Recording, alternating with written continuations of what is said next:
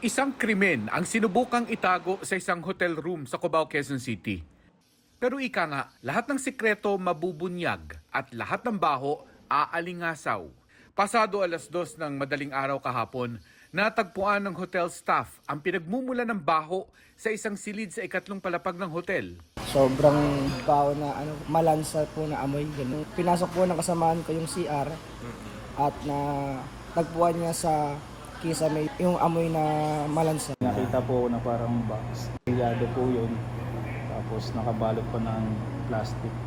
Ang laman, naaagnas na palang fetus. Hindi raw muna binuksan ng mga room boy ang nadiskubring styro box hanggang dumating ang kanilang supervisor. Ang ginawa po namin, pinaabot po namin ng umaga hanggang sa sinabi na po ng mga kasamaan po namin dito sa loob na buksan po namin. Hindi po namin binuksan. Tumanggi munang magsalita ang supervisor ng hotel habang iniimbestigahan pa raw ang kaso. Pero nang makitang fetus ang laman ng styro, nireport daw nila ito sa barangay na siya namang tumawag sa pulisya. Bandang tanghali dumating ang QCPD Soco para iproseso ang styro box.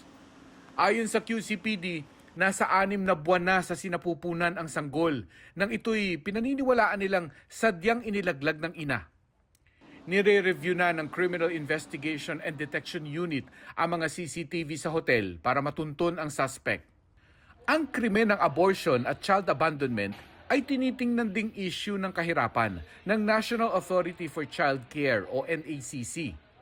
As of December 2025, 652 na abandoned children ang nasagip at nasa pangangalaga ng NACC.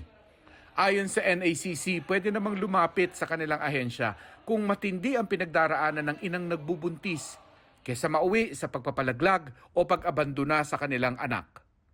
Para sa GMA Integrated News, Mark Salazar, nakatutok 24 oras.